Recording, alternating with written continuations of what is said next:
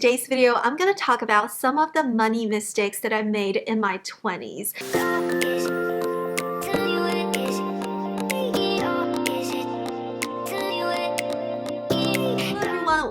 Welcome back to my channel. This is Miss May. On my channel, I do a variety of lifestyle videos, so make sure you subscribe and ring the notification bell. And before we start the video, make sure you give this video a thumbs up for the YouTube algorithm. I really appreciate your support. Today's video, I'm going to talk about some of the money mistakes that I made in my 20s.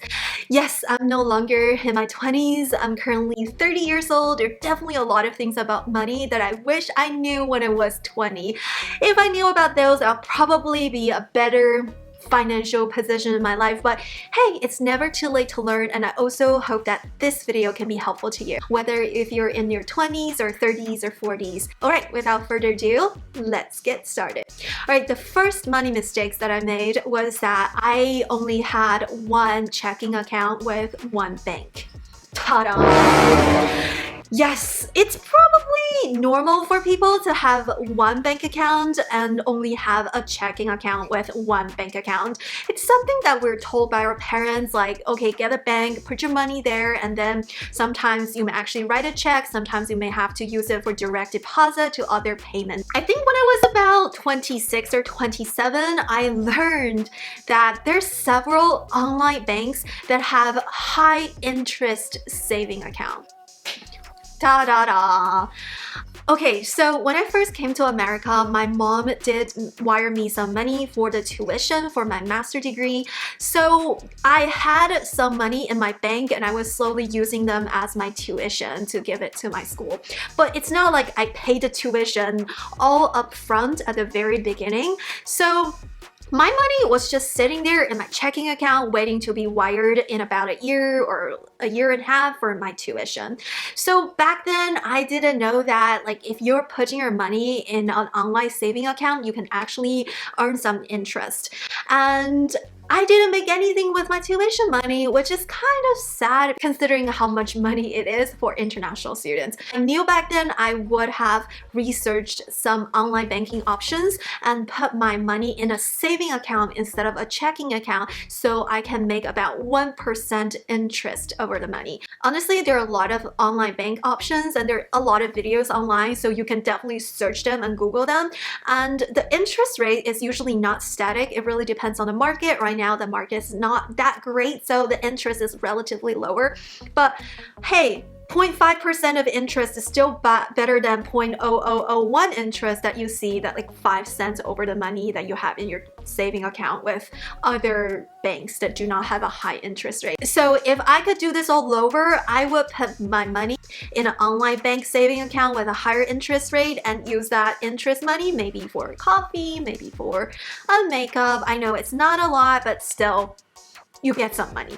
The second money mistake that I made was that I didn't have a credit card until I was 24. Da-da-da! Okay, so this is probably not my fault considering I'm an immigrant. I couldn't have a credit card without a social security card, so it's not my fault. But if I had the opportunity, I would have had a credit card since I'm legal to have a credit card, because credit score is a thing. It is so important. And I know a lot of middle class whose children do not have a credit card until they're like adult, they have their first job. And it's not the best option because you need that credit score if you want a car loan, if you want a house loan. So just try to get a credit card, spend like $200, pay it up every month on time, and accumulate your credit score. Is going to be so beneficial because later you may actually have a lower interest rate when you get a loan. So for me, because I didn't have a long enough credit card history when I bought a car, my car loan was pretty high. It was like 3.6%. So to avoid paying extra money on my car, I basically lived very frugally for a year and paid it up within like 10 to 12 months, I think. But if I had a longer credit card history of a better credit score, I may actually land a lower interest loan for my car, or even like zero interest, I think, for some people. So definitely very important to get your credit score as early as possible. So just make sure that you don't overspend, pay it up every single month so that you're not like using it as an excuse to buy things that are beyond your needs. In my opinion, credit card debts are the worst debts you can ever get into because it's actually really high interest. So just get a credit card and use it for groceries and then pay it up monthly. And sometimes I get super obsessed with paying up my credit card every time I just pay it right after I make that purchase. I know, and I check my credit card very frequently so that I can make sure that like I didn't get any credit card fraud or anything, and making sure that I'm not missing a deadline of payments. The third money mistake that I made in my 20s is not to have a Roth IRA account. Ta-da-da! I never knew about it until I came close to graduation. I started to look for jobs and I started to research on the employer benefits and things like that with retirements and stuff like that. And I realized that there's something called Roth IRA. Alright, now let's look at what a Roth IRA is. IRA stands for Individual Retirement Account. Roth IRA is a different IRA compared to the traditional IRA in a sense that Roth IRA is actually tax-advanced account. So basically, Roth IRA are funded with after-taxes dollars. So after you get your money, you pay taxes first, and then you put the after-tax income into your IRA account. After you meet certain age criteria, when you retire, you can actually start withdrawing the money from your Roth IRA account without paying taxes. And of course, the taxes are going higher, and remember the compound interest. The tax you pay right now is going to be way higher later because your money is growing in your retirement account. So it's definitely something really beneficial. So you can actually get $6,000 in your Roth IRA every year maximum without any extra taxes. And as a student, you may not have $6,000 each year to put into the Roth IRA, but just considering the effect of compound interest. I think we all learned the formula of compound interest in school, but the problem is in school we were focusing so much on the formula, but not so much on what it means by having compound interest. Okay, so let's assume that we put $6,000 in the first year, and every year we add $6,000 in our account. Let's say we start invest at the age of 30 to the age of 60, and the interest rate is about 4%. So at the end, when we actually withdraw after 30 years, the money is actually $369,000. Alright, let's say that we don't make a lot of money and we have a lot of financial burdens. Let's say we only put $1,000 per year. After 30 years, with the interest rate as 4%, you will get $61,000. That is still a lot of growth if we only save less than $100 per month for 30 years of work. Of course, the stock market is never static, it changes ups and downs, but on average, according to Business Insider, for 10 years, the stock market return is about 9.2%. Because it changes from year to year, from stock to stock, the best investment strategy, according to Warren Buffett, is actually to keep the investment over a long period of time. So essentially, just buy and hold, and never withdraw any of them until you retire and need the money. Something I want you to be aware is that this is not financial tip. This is something that I learned throughout the years and things I wish I knew when I was in my 20s. And honestly, the Roth IRA is just an account where you can actually invest in. So which stock you want to invest in really depends on the individuals. To me, I really recommend you to find a finance professional to help you manage your money. There are two things I don't DIY. The first thing is with investment, either buying a house or invest in the money. I need someone to help me with money. I need an accountant to make sure that we're in compliance with taxes. The second thing I don't DIY is with legal work. I know attorneys and lawyers can be very expensive, but this is something that you are not able to afford having a mistake. So always try to find a professional to help you with your investment, money, and legal work. Alright, so earlier we talked about compound interest and buy and hold. Okay, so here I want to demonstrate why it is so important to start investing and put money in the IRA account at an early age. Okay, so let's say if I start putting $1,000 every year at the age of 20 up to the age of 60. Assuming the interest rate is about 9.2%, which in real life could be higher or lower, so in about 40 years, the future value will be $423,000. Okay, now let's change the years to grow from 40 to 30. Now the future value is only $168,000. That is a huge difference. So by investing at an earlier age, you actually get more years to grow, and you actually ended up with way more money in your bank account by the time you retire. Let's say I have student loans and I was trying to pay up my student loans until the age of 40. So let's change the years to grow from 30 to 20. Oh my gosh, the future value is only $62,000. Please always try to invest early on because of the compound interest. Alright, let's assume that we're in a very good financial positions to put $6,000 every year for 40 years from the age of 20 to the age of 60. In about 40 years, we will have $2.5 million in our bank account. Yay, millionaires coming. But hold on a minute. Well, I'm already at the age of 30. Oops. So right now, I can only have 1 million by the age of 60. So definitely by starting 10 years earlier, you can get way more money by the time you retire. If you could start your investment as early as possible in your 20s, by the time you're 60s, you're gonna grow a lot compared to if you start in your 30s. And being a dummy, I didn't put money in the Roth IRA account as early as possible in my 20s, so I was missing out for the 10 years of my life that I could be actually benefiting from the compound interest. The more time your money is in your investment account, the more interest you make, and then you can make the compound interest over the money that just grows by itself. So when you're older, you don't have to go to work and wake up early and then just be miserable overall, and you can actually enjoy the life. You can actually learn how to bake, learn how to cook, which is like actually really ironic considering I was a really good cook when I was a student, and now that I have a full-time job and super tired after work, I just don't cook anymore.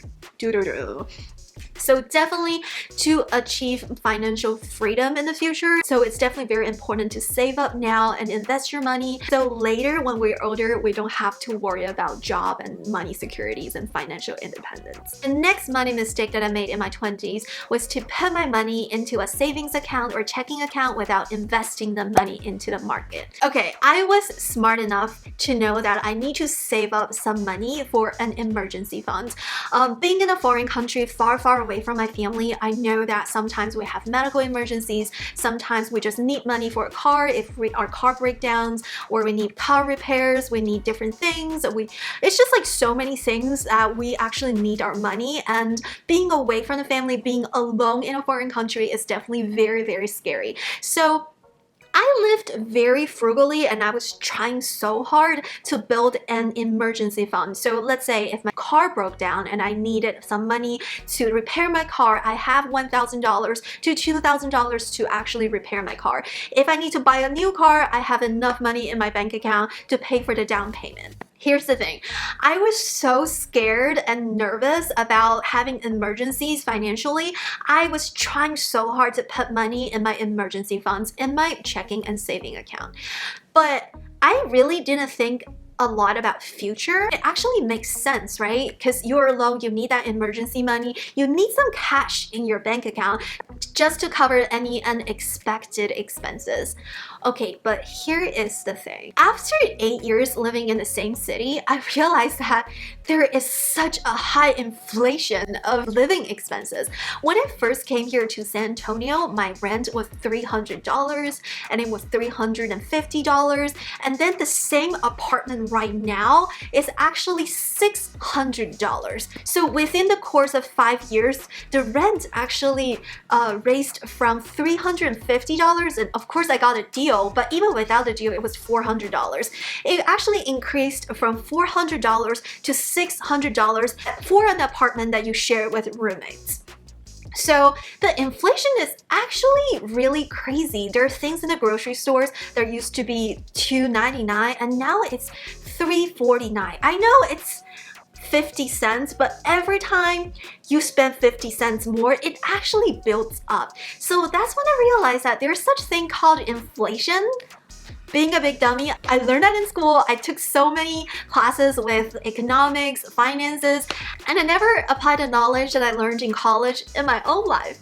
Oopsie! If you put money in your saving account or checking account, it's definitely great, but over time, because of the inflation of the prices, your money is actually worth less. So after you saved enough for your emergencies and unexpected expenses, put the extra money into an investment is very critical. And the earlier you put your money into the investment, the more return you gain because of the compound interest.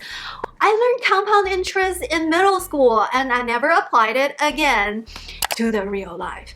Alright, so it's not too late to start, so now I'm starting to put money into investment, to the market, and me and my husband is going to buy a house. It's gonna be my new house, so real estate is also a great investment as long as it's not too much of a debt on ourselves. Definitely, I noticed that some people, they bought their houses at $100,000 about 8 years ago, and now they're $200,000. So sometimes it's crazy how much the real estate grow. Well, of course, it depends on the area and everything. So it's important to think about investment, think about investing in the market, think about investment in the real estate, and try to have a different investment just in case the market goes down in one aspect of investment. I wish I knew about that when I was in my 20s. I could definitely tried to put money into investment, maybe a small portion, but hey, it makes a huge difference because of the compound interest, and it also helps us not to devalue our money because the inflation of our world. Alright, so the last money mistake that I made is something I'm still making. I don't think it's a mistake, but wait, it's called lifestyle inflation. First got a job as a research assistant in a college. It doesn't pay that much. So I felt like I have to save a lot of money. I needed to save money for a car. I needed to save money for emergency funds. I was living very, very frugally. Like, I didn't buy much clothes. I didn't buy much makeup. I really didn't buy anything. I was trying to look for the cheapest apartment close to school.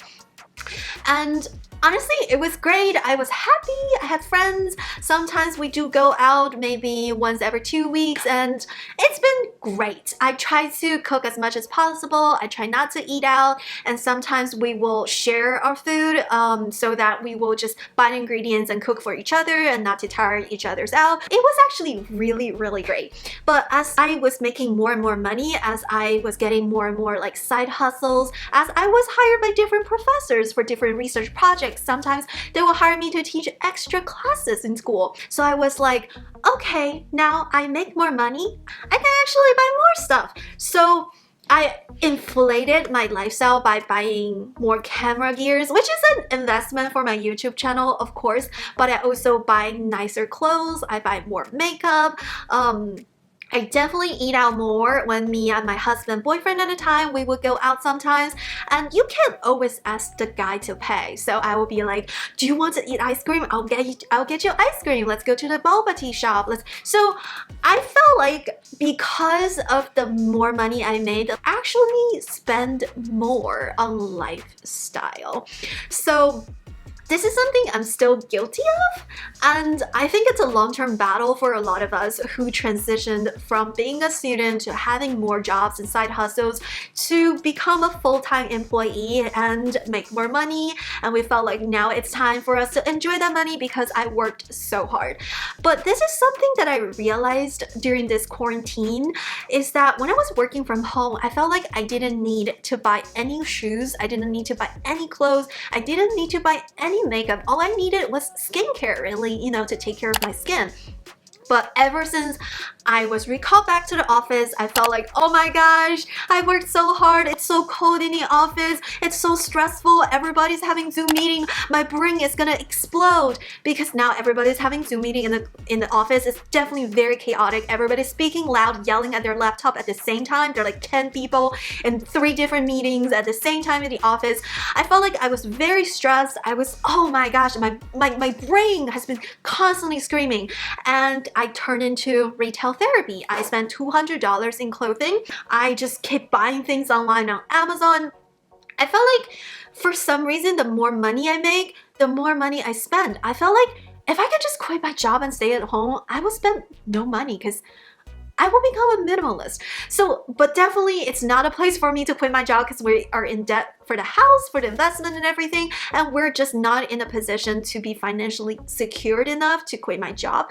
But definitely it just reminds me of something that I need to consider. I don't need that material. I don't need that lifestyle to feel happy. I was perfectly happy during the quarantine. I was pretty happy just by spending $25 on like BoxyCharm subscription to get that skincare products, and it's surprisingly like, oh, this is great, maybe this is not good, and I can review it for my YouTube channel as well. So definitely, it's still a mistake I'm still currently making. It's a long-term battle, but just be aware and mindful of the lifestyle inflation as we start to make more money from being at the age of 20 to the age of 30, we start to inflate our lifestyles. So my bank account actually didn't grow even after I made more money. That is another long-term battle that I'm constantly battling. I'm trying to acquire that inner peace by doing more yoga and meditation and things like that. And I also invite you to reflect on how much you used to spend being as a student, how much you currently spend having a job, or how much you didn't actually spend because you were quarantined at home. We definitely saved a lot of money during the quarantine, and I just spent it all after going back to the office for 2 months. So something I'm still trying to get better at. Alrighty, that's it for today's video. I hope this video can be helpful to you to also reflect on some of the mistakes that we make together in our 20s and try to avoid them in our 30s. Alright, that's it for today. If you like this video, please give it a thumbs up for the YouTube algorithm, subscribe to this channel, and ring the notification bell, ding ding ding, and I will see you in my next video. Bye!